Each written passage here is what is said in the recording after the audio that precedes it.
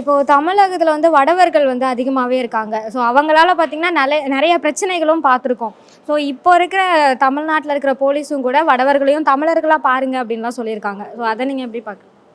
இல்ல பொதுவா இப்ப என்னன்னா, நம்ம நாட்டுல ஒரு மாநிலத்திலிருந்து இன்னொரு மாநிலத்திற்கு போவதற்கு தடை இல்லை.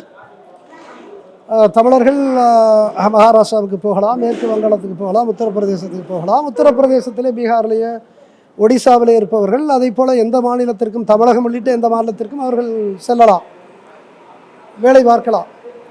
அது ஒன்றும் தடை அல்ல. அது ஒன்றும் தடை அல்ல. ஸோ அந்த அடிப்படையில் தான் அவர்கள் பீகாரிலிருந்தோ அல்லது பிற வட மாநிலங்களிலிருந்து தமிழ்நாட்டுக்கு வருகிறார்கள்.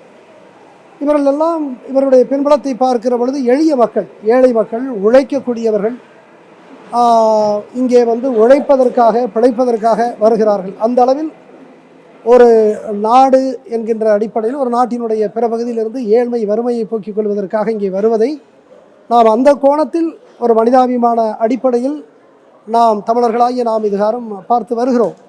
அது ஒரு வகையில் சரியானது தான். ஆனால் பிரச்சனை என்னவென்றால், எதிர்காலத்தில் பெரும் எண்ணிக்கையில் இப்படி வடவர்கள் வருகின்ற பொழுது அவருடைய எண்ணிக்கை பெருகுகிற பொழுது, குறிப்பாக இன்றைக்கு தமிழக இளைஞர்களிடத்திலே ஒரு பெரிய ஒரு வருத்தமும் கவலையும் ஏற்படுகிறது. அவர்கள் உலகெங்கும் நாடற்றவர்களாக அவர்கள் அனுப்பப்பட்டு கொண்டிருக்கிறார்கள். குறிப்பாக 2009 நடந்த பேரபலம், பேரழிவு, அந்த இனப்படுகொலை, அந்த பின்புலத்தில் இளைஞர் இன்றைக்கு கொதித்து போய் கொண்டிருக்கிறார்கள். அந்த உணர்வோடு தான் இருக்கிறார்கள் என்பதை நாம் புரிந்து கொண்டு, ஒருவேளை அவர்களுடைய அச்சம், தமிழ்நாட்டிலே கூட தமிழர்களுடைய எதிர்காலத்தை தீர்மானிக்கக்கூடிய சக்திகளாக வடவர்கள் வந்து விடுகிறார்களோ என்கின்ற அச்சம் இருக்கிறது. அந்த அச்சத்தை போக்கக்கூடிய அளவிற்கு தமிழக அரசு நடவடிக்கை எடுக்க வேண்டும். அடிப்படையில் தமிழர்கள் அறம் சார்ந்து சிந்திக்கக்கூடிய ஒரு மிகுந்த மானுட பண்பாட்டுக்கு உரியவர்கள்.